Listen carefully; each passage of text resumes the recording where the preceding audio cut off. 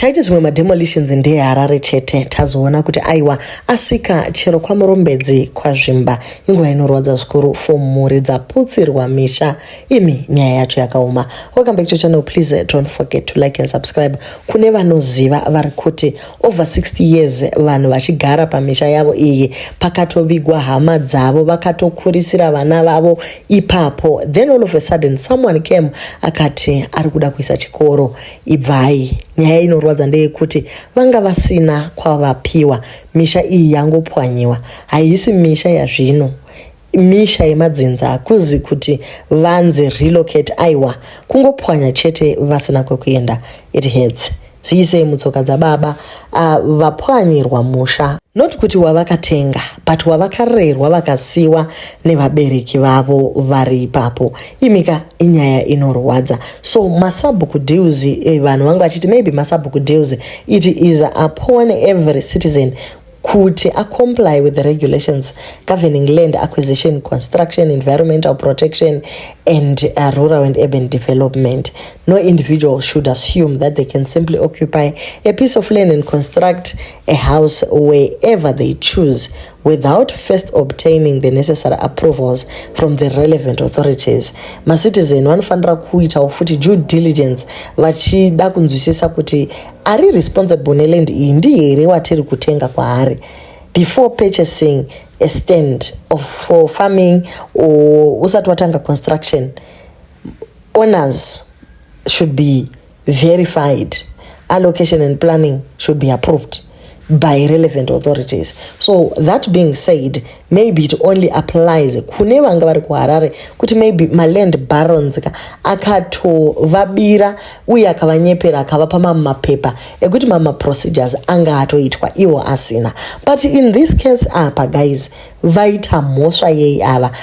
Pane vanhu vari kutotaura pasini pacho vari kutoti hatifungi kuti chero authorities ari kuHarare, chero president vari kuziva here kuti ndo zviri kuitika kuno kwazvimba. The land barons must be arrested. Land barons have become a serious threat to orderly rural and urban development.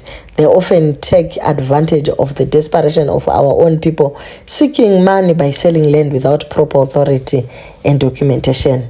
The solution, however, should not be limited to demolitions.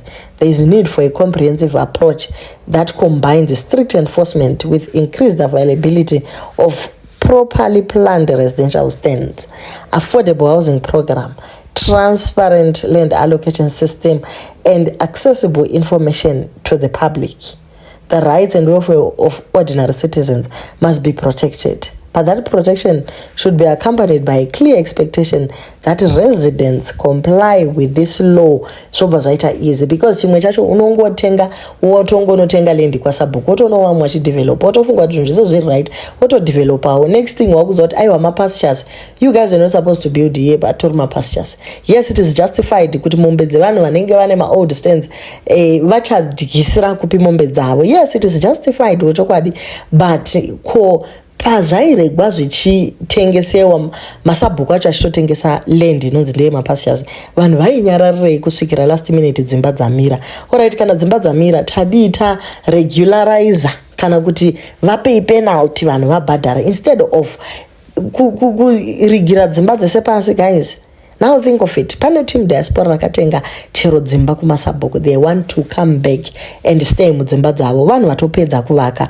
Woti wadzingwa wadhudhuliwa kuSouth Africa. Woti rega ndimanye kunyika yandinoti ndinewo ID yekwangu.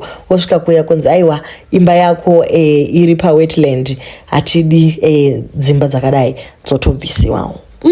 Inyaya inorwadza zvikuru. Ameno kuti hurumende yedu ingaita seiwo kuti vanhu vaprotectewe. Chiriro chiri paHarare chakaoma. Izvezvi paburitswa another long list of areas that are due for demolitions. Vedweka mari inorwadza.